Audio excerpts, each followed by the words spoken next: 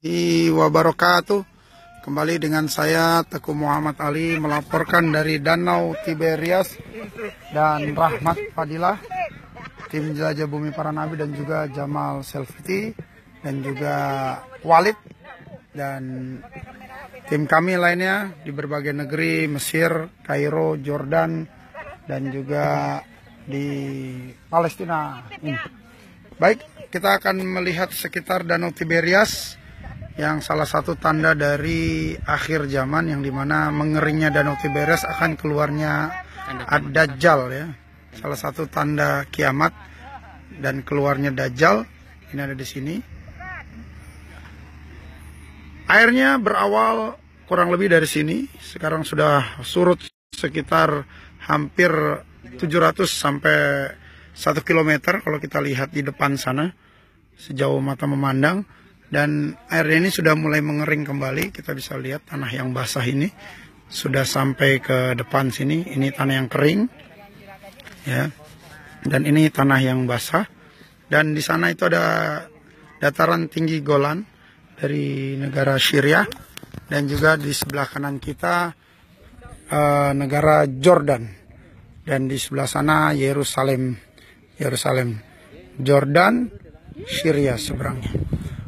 Danau Tiberias ini dikuasai hampir 90% oleh pemerintah Israel dan kurang lebih 10% bahkan tidak sampai oleh Jordan.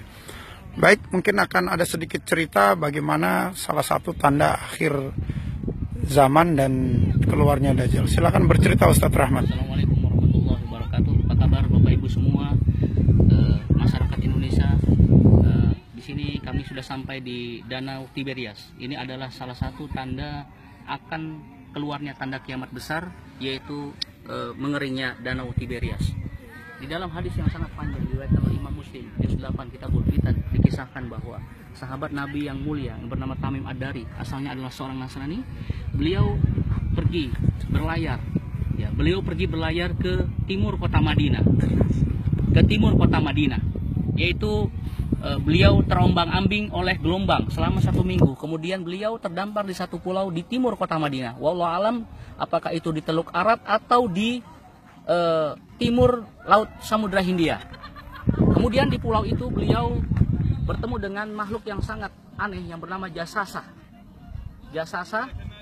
Kemudian Jasasa memerintahkan Tamim Ad-Dari untuk menemui seseorang yang akan bertanya 4 pertanyaan kepada Tamim Ad-Dari. Akhirnya Tamim Ad-Dari bertemulah dengan sosok yang sangat misterius, dan digambarkan oleh Tamim Ad-Dari adalah sosok yang sangat-sangat besar, manusia yang sangat besar, berambut keriting kecil-kecil, keriting ikal kecil-kecil, kemudian matanya kedua-duanya hampir keluar, tapi yang sebelah kanan itu seperti anggur, pice. Di antara 2 pelepisnya tertulis kalimat kafaro, artinya kafir. Dan sosok itu adalah kita ketahui dan kita maklumi adalah Dajjal. Kemudian Tamim Ad-Dari ditanya oleh sosok Dajjal itu. Yang pertama, apakah air mata Zugar, apakah Rasulullah atau utusan Allah, seorang laki-laki dari kota yang bernama negeri Hijaz, seorang laki-laki sudah diutus di negeri Hijaz yang mengaku sebagai utusan, dia tidak bisa baca dan tulis?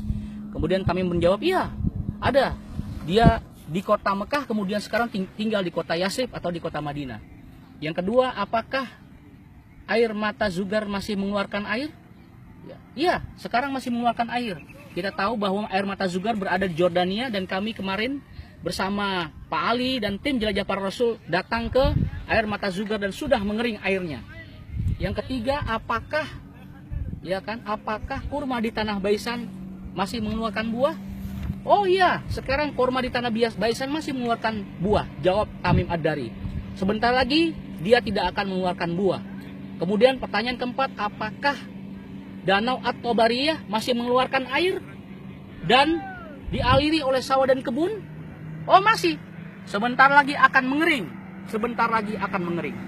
Sekarang kita lihat dengan mata kepala kita sendiri, danau ini sudah mulai mengering. Berarti dengan hadis ini kita akan menantikan tanda kiamat besar, yaitu keluarnya Ad-Dajjal.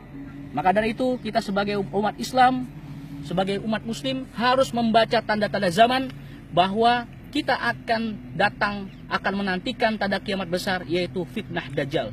Waspadalah, ikuti apa kata ulama, ikuti pada apa kata Quran dan hadis, segera mengkaji tentang bab-bab fitnah Dajjal, maka insya Allah dengan doa kita akan selamat dari fitnah Dajjal. Demikian laporan kami dari Danau Tiberias. Assalamualaikum warahmatullahi wabarakatuh. Bagaimana cara menghindari Dajjal? Cara menghindari Dajjal itu dengan doa, yaitu Allahumma inni a'udzubika min azabi jahannam wa min azabil qabri wa min fitnatil mahya wal mamat wa min fitnatil masihid dajjal. Doa itu dibaca setiap selesai sholat 5 waktu, selesai tahiyat akhir sebelum salam. Dan kemudian ada lagi, yang kedua adalah membaca surat Kahfi, 10 surat Kahfi, 10 awal surat Al-Kahfi. Harus dihafal. Nomor 1 sampai 10. Ya, dibaca atau dihafal, tapi Nabi menyarankan untuk dihafal. Lebih bagus, lebih afdol. Mulai sekarang dan seterusnya kita baca, kita hafalkan surat Kahfi, insya Allah kita akan dilindungi dari fitnah Dajjal.